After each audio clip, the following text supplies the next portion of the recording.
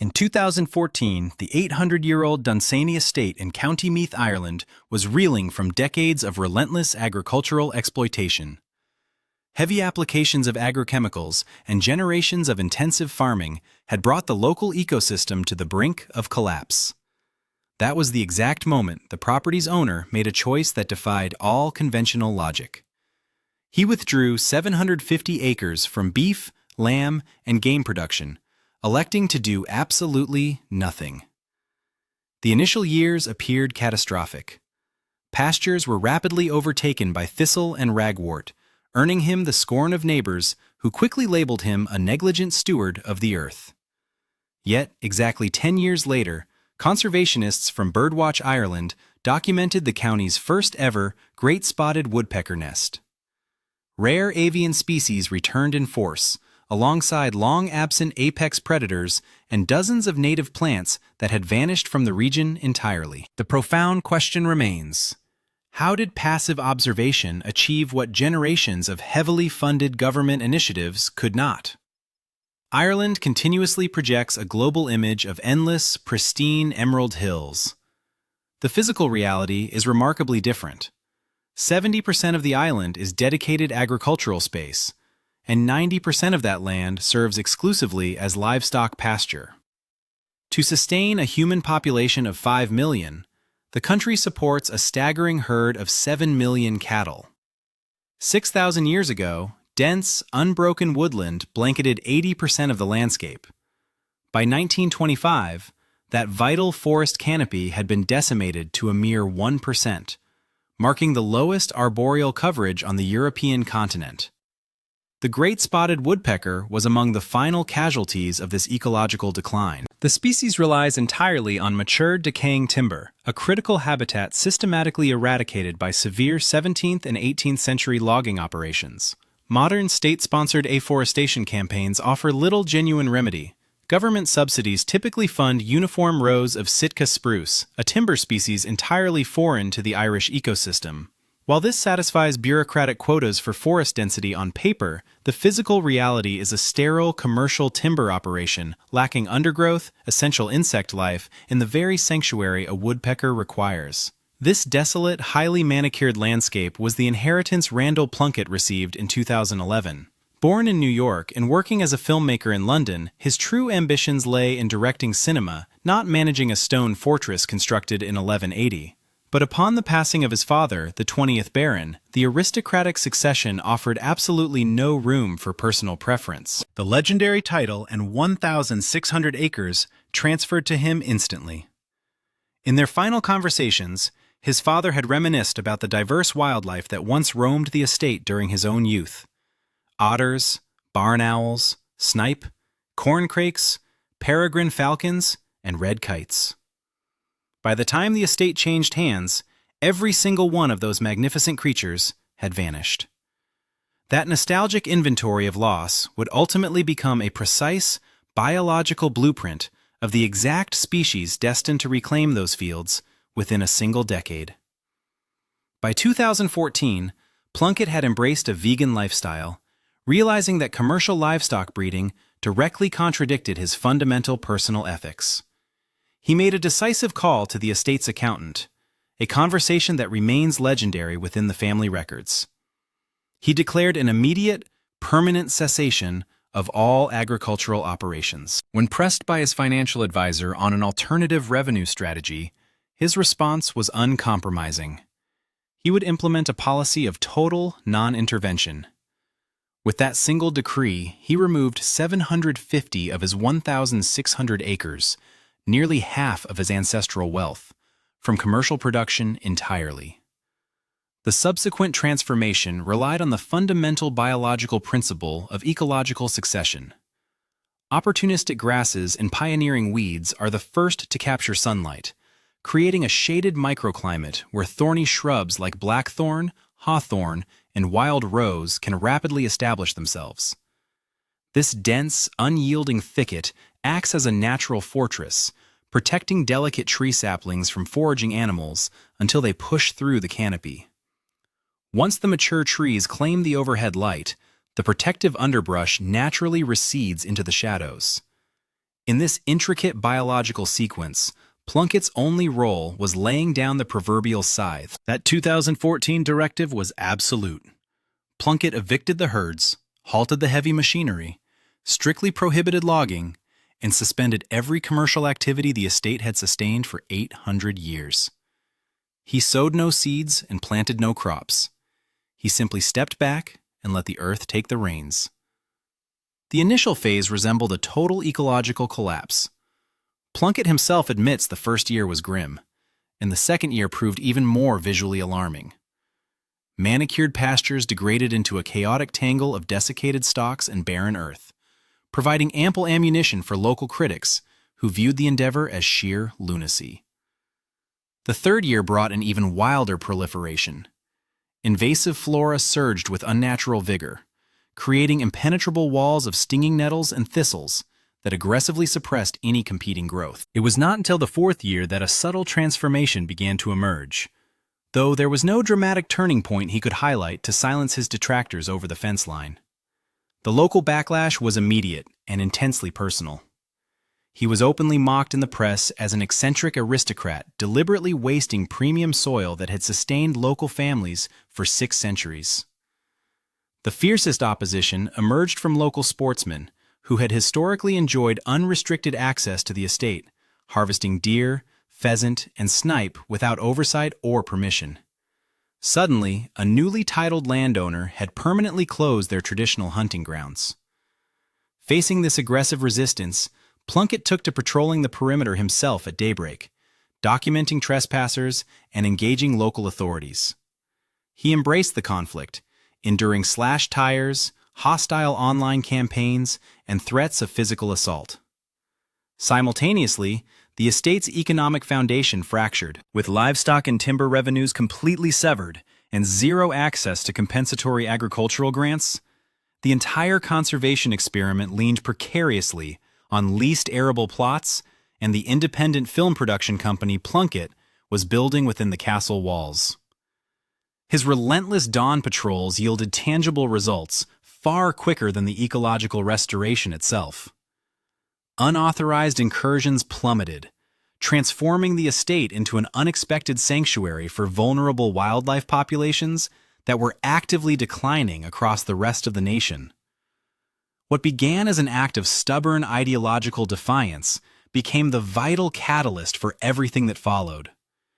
Avian species simply cannot nest where armed individuals wander freely through the spring brush. 3 years after the final domestic animal departed the grounds, Plunkett found himself wading through late spring vegetation rising past his shoulders. As he approached a young woodland planted by his own grandfather, a pair of eyes materialized from the dense foliage, quickly joined by 3 more. A young, hornless deer and 3 companions stood completely motionless, holding his gaze. He would document this profound encounter in a memoir released in 2025. Prior to that afternoon, he had felt like a phantom haunting the corridors of historic visionaries, an imposter bearing the weight of a legendary lineage. Those unmoving deer offered the first tangible proof that his ancestral burden could be carried differently, not as a lifelong sentence, but as a purposeful, self-directed mission.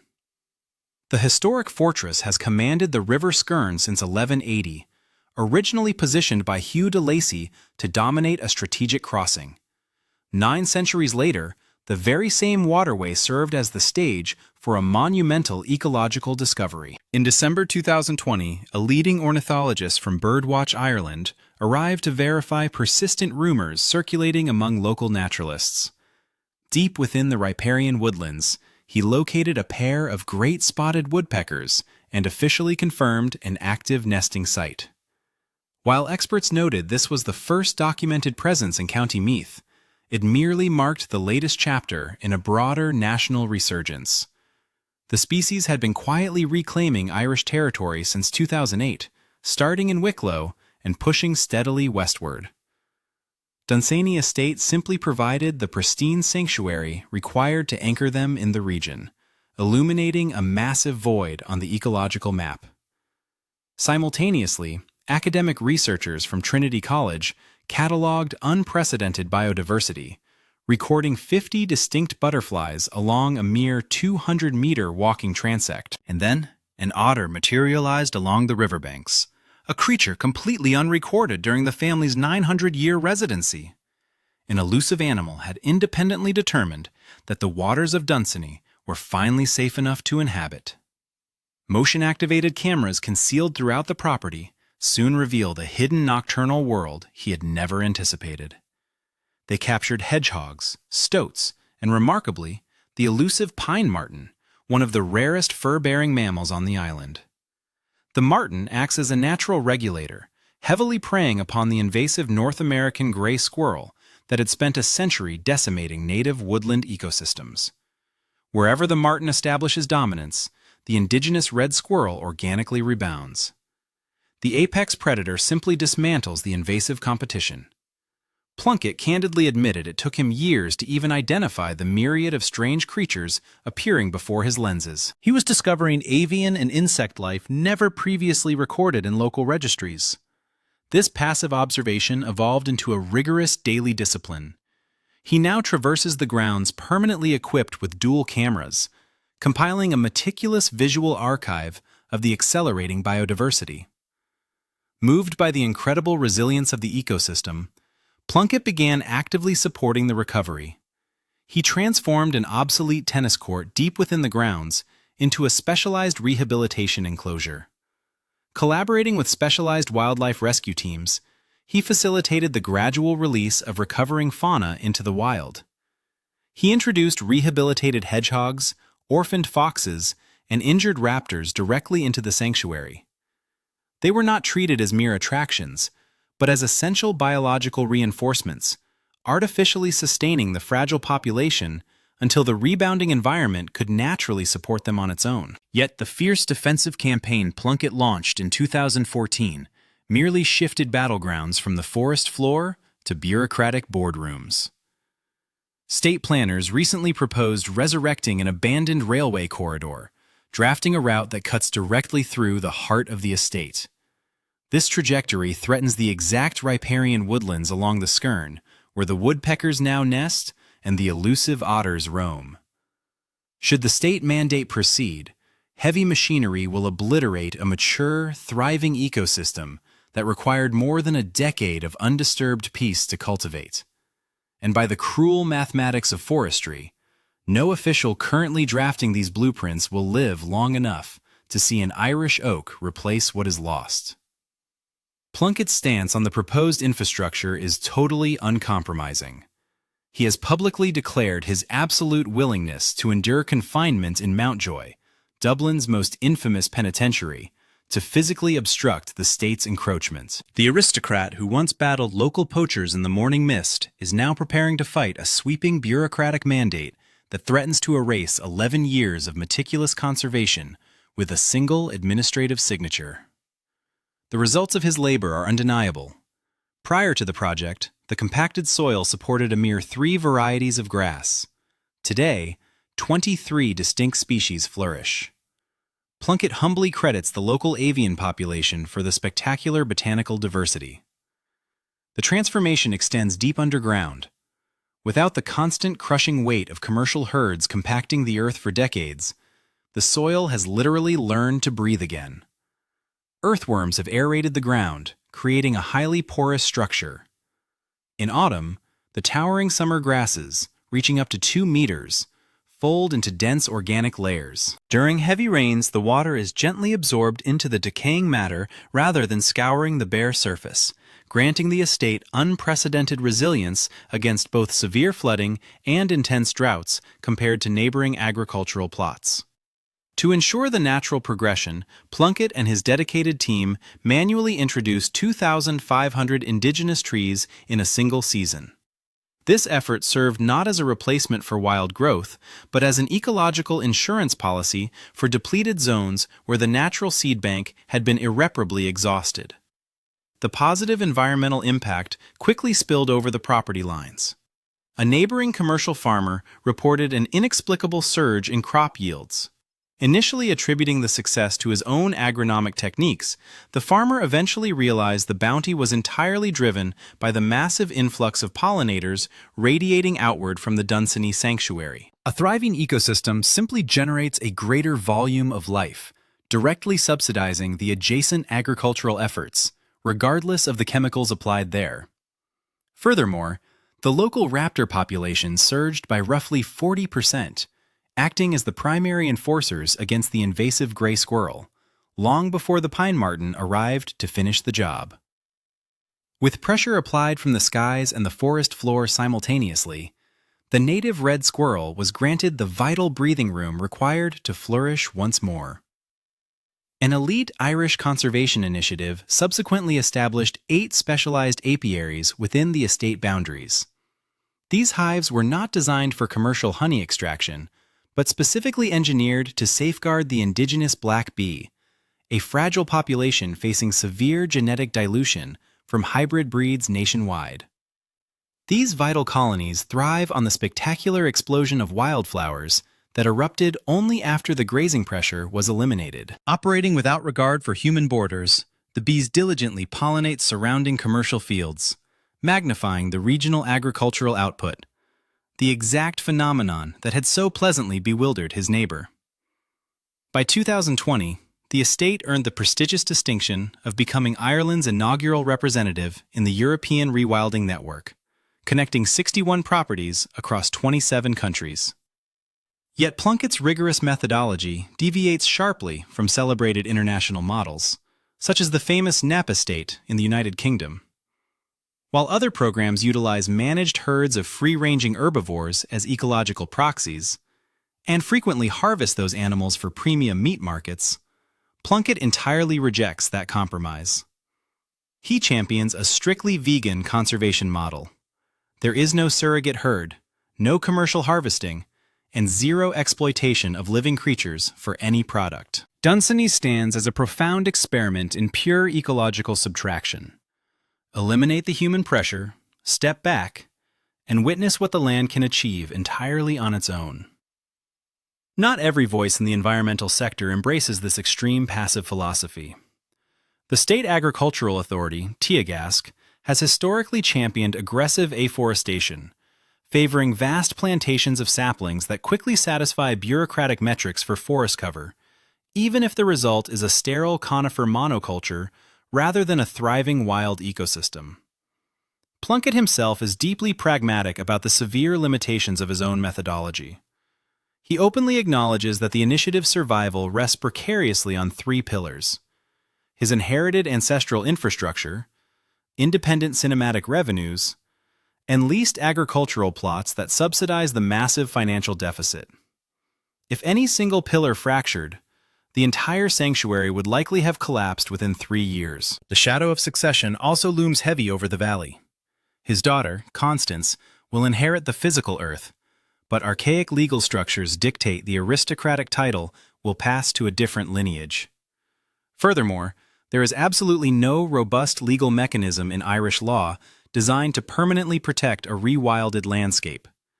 The commercial mowers, the sporting syndicates, and the cattle operations could easily return. The sanctuary's existence currently relies entirely on the iron will of the single man holding the keys, and whoever ultimately assumes control after his passing. The mighty indigenous oaks that began their slow, silent ascent in 2014 will not achieve their true biological maturity for another century. Such an oak possesses a natural lifespan ranging from 500 to 1,000 years. The breathtaking landscape visitors witness today is merely the prologue to an epic environmental saga, a story that neither Plunkett, his daughter, nor his unborn grandchildren will live to see completed. The estate stands as undeniable proof that 800 years of dormant ecological memory can be violently awakened by a solitary, courageous choice. Yet, it offers no guarantee that the sanctuary will outlast the specific visionary who initiated it at his desk. Acknowledging his own mortality, Plunkett remains fiercely dedicated to planting forests he will never walk through. He is driven by the profound hope that future generations will reap the magnificent rewards of this radical biodiversity, provided humanity chooses to embrace it now. The sanctuary's ultimate survival is fundamentally entrusted to descendants who do not even exist yet. Whether Constance will maintain the barricades is a monumental question that will remain unanswered for decades. The intense local animosity that defined the project in 2014 has radically transformed into profound support over 11 years. Skeptical neighbors who once ridiculed the endeavor now arrive carrying handcrafted nesting boxes, watching in awe as wild barn owls immediately claim the new habitats without delay. The very individuals who were exiled from their hunting grounds now actively participate in repopulating the landscape with the same majestic creatures they once pursued. The estate's incredible momentum continues unabated, adding an average of one new documented species every single year, maintaining a flawless 11-year streak.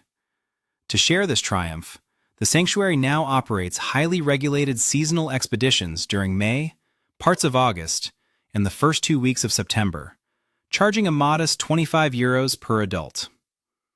Plunkett intentionally rejects the commercial theme park model, strictly forbidding transit buses and mass tourism infrastructure. What began as a quiet curiosity for regional scientists has evolved into a global phenomenon.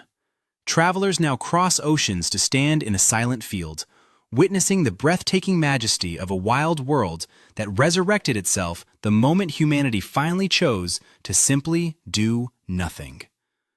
The restoration of our planet's wild spaces is a narrative that continues to unfold, revealing the profound resilience of the natural world.